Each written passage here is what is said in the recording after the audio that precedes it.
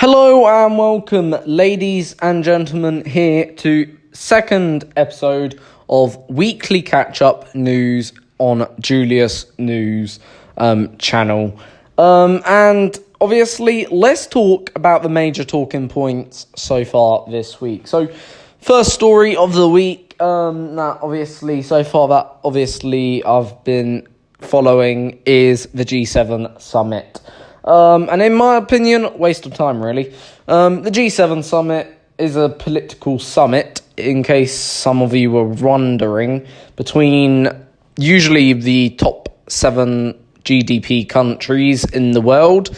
And yeah, it's basically a chance for global leaders to tackle big issues, of course. It's not, in my opinion, anything outstanding.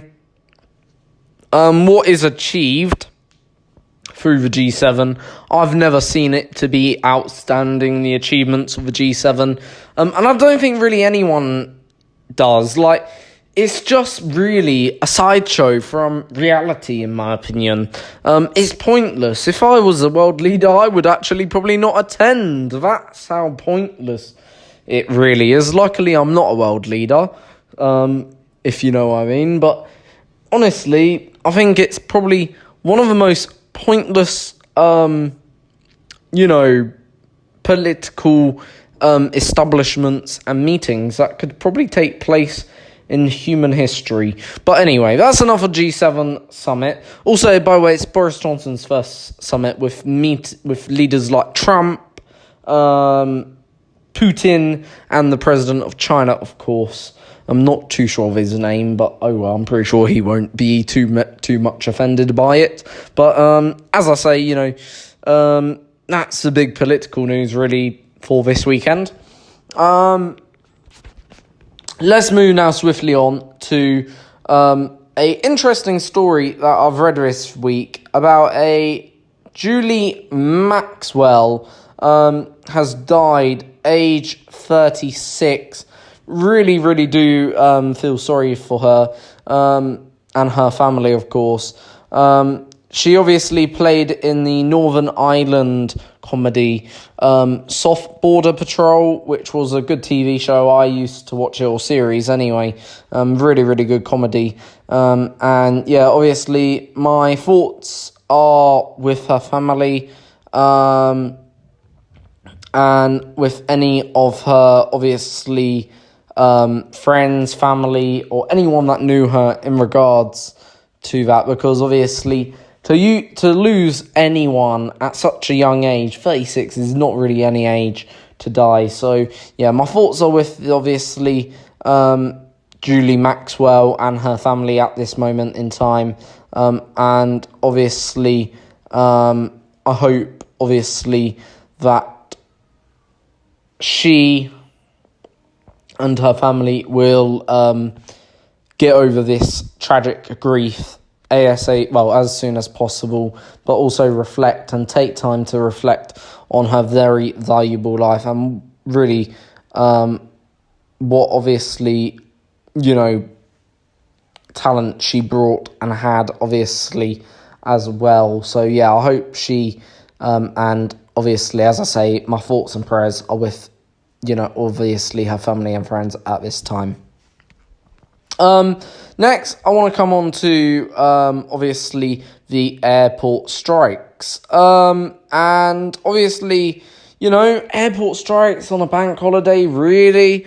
Why is there always strikes on a bank holiday? Now, don't get me wrong, I'm one for protesting, okay? I believe, that it's fair enough, you protest, but why couldn't they do the strikes on any other day or weekend or, at any other time, which I think is more than reasonable, But also, at the same time, I really blame the air companies for this. People can't be mad at those who are striking. People should be mad at those who are at the top, the boards, and the directors, because they are the ones letting down, their staff. They are really not helping the situation themselves. And yeah, I think it's bad. Like, I think, yes, it's not nice to have strikes on a weekend like this, especially when a lot of people are going away for their last minute holidays because, in about a week's time, children from across the country are all back to school. So obviously, really right now is the last minute chance to get in your school holiday if you're going away anywhere. And obviously then you've got all these strikes, which causes delay, hassle, and stress to everyone's journey. And whose fault is it? Well, yes, okay, we can all take out on the workers. They're the ones choosing to take this action. But at the end of the day, you got to also blame equally the company, and probably more so the companies like Ryanair, British Airways, for not paying their staff a fair amount, okay? And yeah, obviously, I think it's a shame, really, for all parties involved. It's a shame for the airline, damages their reputation. It's a shame for the workers, because obviously they are being accused by passengers of not working long, hard hours. And it's a shame for the passengers because they're losing out on their money, on their holiday. And yeah, it's not nice. I think, real shame for everyone involved in these strikes currently right now. And I hope that, the airlines will obviously solve the problem ASAP, because they need to, really, in truth. They need to solve what's the problem to fix, basically, what's wrong. Next, I want to move now swiftly on to the heat wave. Sunday was a blisteringly hot day. Boy, oh boy, it was hot. Trust me.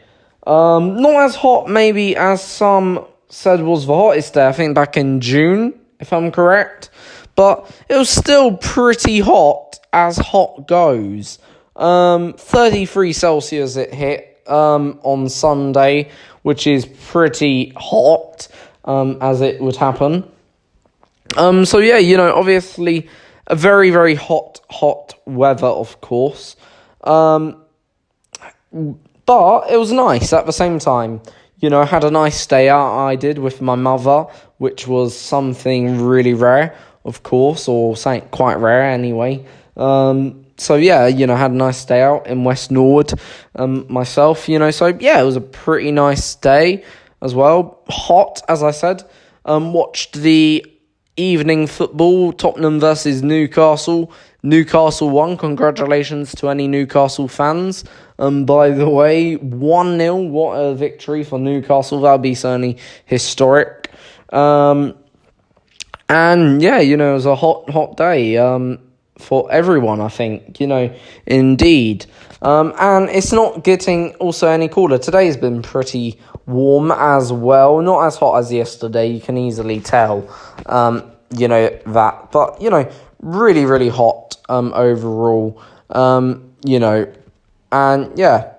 Anyway, now moving on to the weather forecast, finally, for the next few days. I'll give you a weather forecast up till Thursday. So tomorrow, same as today, 32 Celsius overall. So, once again, do take care in this weather, because, when you get into this weather, it can obviously, it can cause trouble. You can get heat stroke through it. So do be careful when you're out, especially when you're in the midday sunshine or the late evening sunshine. That's when it will be at its peak. So, do take extra care when you're out, obviously, in that sunshine and in that heat, because obviously it will scald you to a post as well. Wednesday, though, it'll be a bit more, you could say, refreshing. 24 Celsius, so a bit more, could say pleasant, if you're not used to the sun, for Wednesday. So, yeah, a little bit more pleasant on Wednesday. Same again on Thursday, 23 Celsius. Friday and Saturday will also be 24 Celsius.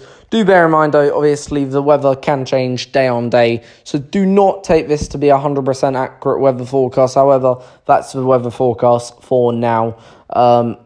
And yeah, so I hope you've obviously enjoyed this my news reaction. I know obviously there wasn't too much because there weren't too much going on actually this week in the news.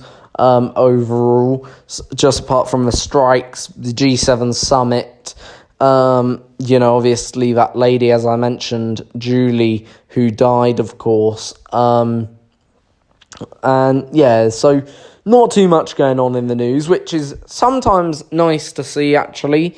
It's always good to sometimes see as little as possible in the news, to a degree, because obviously it must mean something. Because most of the time, news is bad, I always say. So when news is positive or little bad news, that's positive, of course, in the end. Anyway, thank you for watching. If you have enjoyed this video, then please subscribe. I'm your host, Julian. See you all next time for another video of your weekly news catch-up.